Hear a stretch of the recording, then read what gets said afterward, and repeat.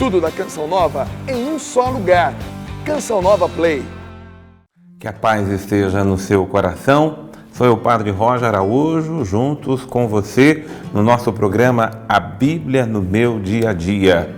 A palavra de Deus alimentando o nosso coração, a nossa alma, a palavra de Deus que direciona a nossa vida. E nós nos colocamos na presença do Senhor, invocando o seu nome santo, poderoso e grande sobre nós, pedindo que o Senhor nos abençoe em nome do Pai e do Filho e do Espírito Santo. Senhor, eis-nos aqui. Deus Santo, forte, poderoso e grande. Deus nosso Pai que nos ama tanto. Em nome do Teu Filho, nosso Senhor e Salvador Jesus Cristo, nós te suplicamos o dom do Espírito, a graça do Espírito, que venha sobre nós, Teu Espírito Santo, o Espírito que faz nova todas as coisas. Dê-nos um novo coração, dê-nos uma nova alma, um novo entendimento, uma nova mente, para que possamos penetrar a Tua palavra e guardar os Teus mandamentos. Ensina-nos, Senhor, a viver os Teus mandamentos e a colocá-los em prática em nossa vida, em nome do Pai e do Filho e do Espírito Santo. Amém.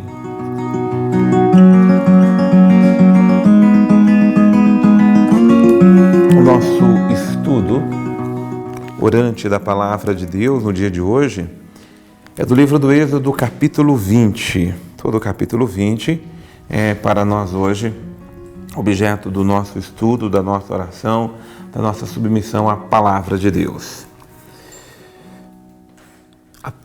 A palavra de hoje começa assim: Deus pronunciou todas essas palavras. Eu sou o Senhor teu Deus, que tirou do Egito da casa da escravidão. É muito bom a gente já marcar no caderno esse princípio eterno. Quando Deus está dizendo, eu sou o Senhor teu Deus, é Deus que está se revelando, é Deus que está dizendo quem Ele é. A essência de Deus é que Ele é o Senhor nosso Deus.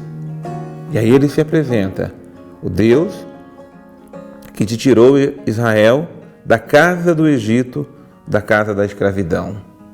Quem é o nosso Deus? O nosso Deus é o Senhor nosso Deus. O Deus que nos tirou do Egito, da escravidão, nos libertou do pecado. O Deus que nos deu uma vida nova. Agora, nós vamos acompanhar uma série de ordens de Deus que constitui os 10 mandamentos, ou decálogo. Aquilo que Deus está fazendo com o seu povo é estabelecer uma aliança. E a aliança de Deus com o seu povo, a aliança de Deus comigo, com você, com cada um de nós, se constitui na prática de observar os seus mandamentos. Até então, este povo não tinha mandamentos ou um direcionamento jurídico da sua própria forma de se relacionar com Deus. E os 10 mandamentos vai constituir a base dessa relação. E esses 10 mandamentos vai constituir também a base moral da nossa formação cristã. Primeira ordem, e a mais importante, é justamente o versículo 3. Não terá outros deuses além de mim, diante de mim, nem junto a mim. Em resumo, não podemos ter outros deuses. Deuses quer dizer divindades. Nós não podemos divinizar ninguém, coisa alguma, nem colocar nada além de Deus, diante de Deus, porque Deus é único, soberano, é o nosso único Deus e Senhor. O princípio da nossa fé e da nossa religião e de todas as religiões tidas como monoteístas. Mas nós que somos cristãos, acima de tudo, precisamos ter esse princípio sagrado, direcionando a nossa mente, o nosso coração, aquilo que cremos. Não só porque não cremos em outros deuses e divindades, mas também porque não podemos fazer nada como divindade em nossa vida e nem colocar nada diante de Deus e nem pessoa alguma, ou situação alguma, ou coisa alguma ser comparada a Deus em nossa vida. E continua: não farás para ti imagem esculpida, nem figura alguma do que existe em cima nos céus, ou embaixo na terra, ou nas águas debaixo da terra. Não te prostrarás diante dos ídolos, nem lhes prestará culto, pois eu sou o Senhor teu Deus, um Deus ciumento. Castigo a culpa dos pais nos filhos, até a 3ª e 4ª geração dos que me odeiam. Mas eu uso de misericórdia por 1000 gerações para os que me amam e guardam os meus mandamentos. É muito interessante porque algumas tradições cristãs separam este mandamento do primeiro. Mas, na verdade, é um mandamento só. Não terá outros deuses diante de mim e não farás para ti imagens esculpidas desses deuses ou dessas divindades. Em outras palavras, não tenhas ídolos. É importante compreender isto, porque às vezes, até no pensamento de pessoas católicas, cristãs, há uma confusão por causa de uma mentalidade errônea da compreensão das Escrituras a respeito disto. Mas eu não posso ter imagem de santos. Os santos não são dessa época. É a primeira coisa que nós precisamos dizer. Segundo, o que Deus está proibindo não é fazer imagens por si. O que Deus está proibindo é a idolatria de toda e qualquer forma e espécie. Porque é isso que os povos antigos faziam. Os povos antigos não tinham culto a santos. Os povos antigos tinham cultos a deuses. E quando a palavra diz ainda, não farás para ti imagem de alguma coisa que está acima dos céus, não é os santos que estão nos céus. Aqui a gente tem que confundir, porque às vezes o nosso português, a gente tem que entender, porque às vezes o nosso português empobrece. Os céus aqui se refere ao firmamento. E o que nós temos no nosso céu? As estrelas, o sol, a lua. E os povos antigos faziam isto. Imagem dos fenômenos da natureza e se prostravam diante deles. Daquilo que está no fundo do mar. Então, os peixes, as baleias, os tubarões, ou de muitas coisas que estão sobre a terra. Então, não podemos transformar criatura nenhuma em divindade. Muitas religiões antigas e ainda modernas o fazem isto. E Deus, então, está dizendo que não podemos transformar criatura nenhuma em ídolos para nós. Não te prostrar diante desses ídolos, se prostrar diante dos ídolos e prestar esses ídolos cultos como se eles fossem deuses. O próximo mandamento: não pronunciarás o nome, que é o versículo número 7, tá? Não pronunciarás o nome do Senhor teu Deus em vão, porque o Senhor, nosso Deus, não deixará sem castigo quem pronunciar seu nome em vão. Respeito para com o nome de Deus acima de qualquer coisa. Os judeus nem pronunciam o nome do Senhor. Então, respeito o que tem para com o Senhor. Mas é que é muito importante pegar o espírito. Não basta simplesmente não pronunciar ou honrar o nome do Senhor.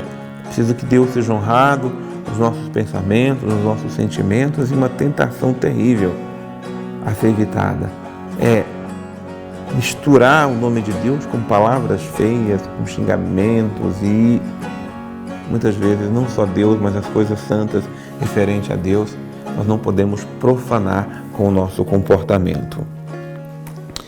Lembra-te de santificar o dia do sábado.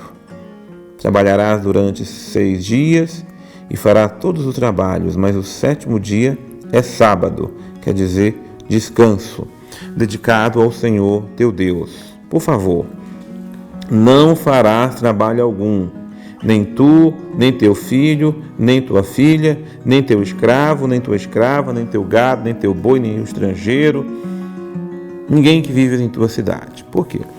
Porque Deus fez o mundo em 6 dias e em 6 dias Deus fez o céu, a terra, o mar e tudo o que contém, mas no 7º dia Deus descansou. Por isso o Senhor abençoou o dia de sábado e o santificou. Importante aqui lembrar 2 coisas. O dia dedicado a Deus é um dia sagrado, santificado. Todos os dias da semana são dias sagrados, mas é um dia que é reservado para o culto especial a Deus e para o descanso. Algumas pessoas acham que santificar o dia do Senhor é simplesmente ir na missa. Não, aqui o mandamento ele é regado de um duplo sentimento. O sentimento da santificação e o sentimento do descanso. E nós muitas vezes estamos acumulando doenças, males sobre nós, porque não guardamos o princípio sagrado do descanso. O descanso é tão sagrado quanto o culto a Deus. Por isso essa história de que eu trabalho todos os dias, eu não tenho tempo para mim, porque eu tenho muita coisa para fazer, nós não temos tempo para nós, porque não ordenamos o nosso tempo e nem direcionamos a nossa vida. Não abra mão do descanso sagrado, do repouso sagrado, porque é Ele que nos revigora e por meio do descanso nós santificamos nossa própria vida. É assim que nos chama a atenção a palavra de Deus. Alguns talvez criem confusão por causa do sábado, não é? É importante que toda leitura sagrada seja feita à luz de Cristo, que nós estamos remontando lá uma passagem do Antigo Testamento. Cristo ilumina todas as coisas com a sua ressurreição, que foi no primeiro dia da semana, ou o Dominus, que é domingo, o dia do Senhor. Então, a nova criação. E uma outra coisa importante, independente de ser o sábado ou o domingo, importante é que 6 dias dedicados ao trabalho, jamais deixemos de ter um dia para o descanso. Muitas vezes, esse dia do descanso, para alguns que cumprem plantão, trabalham aqui e acolá, vai ser a segunda, vai ser a terça, vai ser a quarta, mas que tenhamos um dia sagrado, dedicado ao Senhor nosso Deus. Quisera que fosse sempre o domingo, mas por outros compromissos e responsabilidades de trabalho, o dia do Senhor, ele não pode ser negligenciado. Por isso, se você trabalhou 6 dias, dedique um dia para o descanso. É ordem de Deus para a nossa vida. Nós vamos agora chamar o Padre Antônio Xavier para que traga também mais luz de compreensão para o nosso estudo de hoje. Um momento muito importante na vida do povo ali de Israel, quando se desloca no deserto, é esse momento que recebem então a lei. Vemos muitas coisas que aqui são colocadas, são 10 mandamentos, né? As 2 tábuas, cada uma com 5 mandamentos, mas na verdade, acompanhando a sequência do capítulo, vemos que tem muitas outras coisas, ou ao menos aplicações daqueles que são os mandamentos de base ali. É muito interessante perceber que não existe algo que seja 100% inédito nessas leis. Muitas dessas leis faziam parte já daquele Oriente Antigo, onde já foi se evoluindo ali os conceitos de entender que era necessário estabelecer um limite para a vingança, que é exatamente aquilo que provém do Código de Hammurabi, mas outras coisas também que estão em jogo no meio do caminho aqui, de direito dos escravos, direito de propriedade, de compromisso com os pais, coisas assim que eram importantes serem estabelecidas para o bem da sociedade.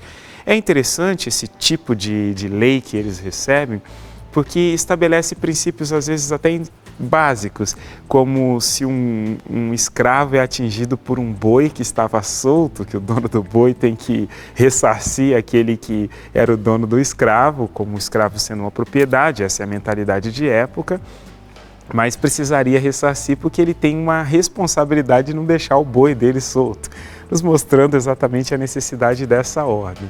É claro que esse aqui se trata do coração de todas as leis de Israel e que depois vão desenvolvendo-se e vão chegar naquilo que nós temos no Novo Testamento, onde nosso Senhor vai fazer uma síntese simplesmente em 2 mandamentos. Agora, para o povo, isso aqui funciona como uma constituição geral. Eles terão isso aqui como a base, aquilo que eles precisam fazer para garantir que a promessa realmente chegue até eles. E é interessante o fato de que a imagem de Moisés está profundamente ligada exatamente a esses 10 mandamentos, que de forma assim bem atualizada, nós encontramos até mesmo dentro do catecismo, na terceira parte ali, onde é destrinchada assim toda aquela parte da teologia moral a partir do decálogo, porque é a base. Porque aquele povo lá atrás teve contato com isso e hoje ainda nós o temos como referência. Por isso é interessante observar, não é o ineditismo da regra que termina por ser de verdade a fonte de inspiração de Deus. A fonte de inspiração é recolher somente aquilo que realmente é necessário. Interessante que mandamentos como não matar vale até hoje. Todas as constituições no mundo inteiro, elas possuem exatamente uma regra contra o homicídio. E vejam só de onde surgiu. Exatamente do decálogo. Deus que devagar ali com o seu povo foi de verdade cumprindo aquilo que disse a Abraão, não só de formar e ensinar o povo de Israel, mas a partir desse povo também acabar levando para o mundo inteiro ao menos as consequências desse seu encontro com esse povo. No nosso estudo orante da palavra do dia de hoje, Deus nos introduziu os mandamentos sagrados. Frisamos, sobretudo, os mandamentos referentes a Deus. Os próximos mandamentos referentes ao próximo, honra teu pai, honra tua mãe, não cometerás homicídio, adultério, não furtarás, não mentirás e não cobiçarás aquilo que é do outro, todos eles são referentes ao próximo, mas são referentes também a Deus. Porque Deus, o amor a Deus, ele é completo quando nós também amamos e respeitamos a nós e o nosso próximo. Por isso, a graça que nós pedimos a Deus, acima de tudo, é para guardar os seus mandamentos, é para viver os seus mandamentos, é para que Deus quebre em nós toda a cobiça desordenada, toda a vida desordenada que muitas vezes se alojou no nosso coração e nós negligenciamos muitas vezes os mandamentos do Senhor nosso Deus. Senhor, dai-nos tua bênção, dai-nos tua graça, dai-nos tua proteção, dai-nos tua luz, Senhor, para que possamos colocar em prática na nossa vida os teus mandamentos. Em nome do Pai, do Filho e do Espírito Santo. Amém. Que o Senhor nosso Deus guarde, ilumine e abençoe sua vida e eu te espero no nosso próximo programa, A Bíblia no Meu Dia a Dia.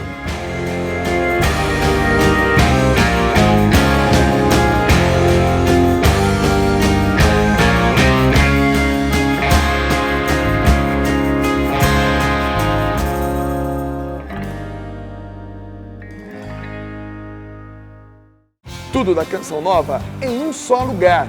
Canção Nova Play.